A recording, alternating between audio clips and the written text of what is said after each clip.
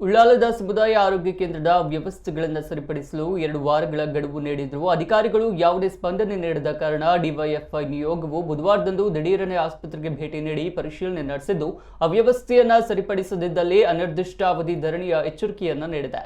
ಉಳ್ಳಾಲದ ಸರ್ಕಾರಿ ಆಸ್ಪತ್ರೆಗೆ ಸುಸಜ್ಜಿತ ನೂತನ ಕಟ್ಟಡ ನಿರ್ಮಾಣಗೊಂಡು ವರ್ಷಗಳೇ ಕಳೆದರೂ ಇಲ್ಲಿ ಖಾಯಂ ಸರ್ಕಾರಿ ವೈದ್ಯರೇ ಇಲ್ಲ. ಆಪರೇಷನ್ ಥಿಯೇಟರ್ ಇದ್ರೂ ಅಲ್ಲಿ ಆಪರೇಷನ್ಗಳೇ ನಡೆಯೋದಿಲ್ಲ. ಸ್ಕ್ಯಾನಿಂಗ್, ಡಯಾಲಿಸಿಸ್ ಲ್ಯಾಬ್ ಸೆಂಟರ್ಗಳು ಸಿಬ್ಬಂದಿಗಳಿಲ್ಲದೆ ಧೂಳು ಹಿಡಿದು ಬಿಕೋ ಎನ್ನುತ್ತಿದೆ. ಇಲ್ಲಿ ಇದ್ದ ಶವಾಗಾರಕ್ಕೂ ಬೀಗ ಜಡಿಯಲಾಗಿದೆ. ಜನಸಾಮಾನ್ಯರಿಗೆ ಬೇಕಾಗಿರುವ ಆರೋಗ್ಯ ಸೇವೆ ಲಭಿಸದ ವಿರುದ್ಧ ಕಳೆದ 2 ತಿಂಗಳು ಡಿವೈಎಫ್ಐ ಸಮುದಾಯ ಆರೋಗ್ಯ ಕೇಂದ್ರದ ಮುಂಭಾಗದಲ್ಲೇ ಪ್ರತಿಭಟನೆ ನಡೆಸಿತ್ತು. ಅಂದು ಆರೋಗ್ಯಾಧಿಕಾರಿಗಳು 2 ವಾರಗಳಲ್ಲಿ ಎಲ್ಲವನ್ನೂ ಸರಿಪಡಿಸುತ್ತೇವೆಂದು ಭರವಸೆ ನೀಡಿದ್ರು. 15 ದಿವಸಗಳಲ್ಲಿ ನಮ್ಮ ಬೇಡಿಕೆ ಈಡೇರದಿದ್ದರೆ ಮತ್ತೆ ಆಸ್ಪತ್ರೆ ಮುಂದೆ ನಾಗರಿಕರನ್ನ ಸೇರಿಸಿ ಅನಿರ್ದಿಷ್ಟಾವಧಿ ಧರಣಿ ನಡೆಸುತ್ತೇವೆಂದು ರಜಾಕ್ ಎಚ್ಚರಿಕೆ ನೀಡಿದ್ರು. ನಿಯೋಗದಲ್ಲಿ ಡಿವೈಎಫ್ಐ ತಾಲೂಕು ಕಾರ್ಯದರ್ಶಿ ರಿಜ್ವಾನ್ ಹರೇಕಳ, ಉಪಾಧ್ಯಕ್ಷ ರಜಾಕ್ ಮುಡಿಪು ಮೊದಲಾದವರು ಉಪಸ್ಥಿತರಿದ್ದರು.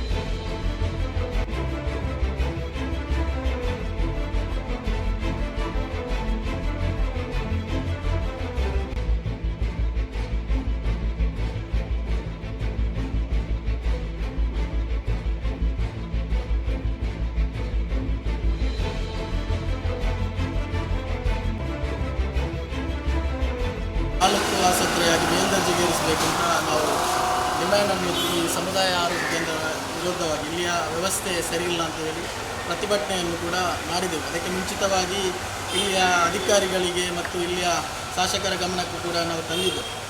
ಆದರೆ ಕಳೆದ 1 ತಿಂಗಳುಗಳಿಂದ ನಾವು ಇಲ್ಲಿಗೆ ಬಂದು ಇಲ್ಲಿಯ ವ್ಯವಸ್ಥೆಗಳನ್ನು ಸರ್ಚ್ ಮಾಡ್ತಾಯಿದ್ವಿ. ಯಾವುದೇ ರೀತಿಯ ವ್ಯವಸ್ಥೆಯನ್ನು ಸರಿಯಾಗಿ ಸಮರ್ಪಕವಾಗಿ ಮಾಡುವುದರಲ್ಲಿ ಕಳೆದ 1 ತಿಂಗಳ ಮುಂಚೆ ನಮಗೆ 2 ವಾರದ ಗಡುವು ಕೊಟ್ಟಿದ್ದರು. ಆ ಪ್ರತಿಭಟನೆ ನಂತರ ಈಗ 1 ತಿಂಗಳಾಗಿದೆ. ಯಾವುದೇ ರೀತಿಯ ವ್ಯವಸ್ಥೆಯನ್ನು ಮಾಡುವುದರಲ್ಲಿ ವಿಫಲತೆಯಾಗಿದೆ. ಮುಖ್ಯವಾಗಿ ನಾವು ಹೇಳುವಂಥದ್ದು, ಈಗ DH ಅವರನ್ನು ಕೂಡ ಸಂಪರ್ಕಿಸಿದೆವು.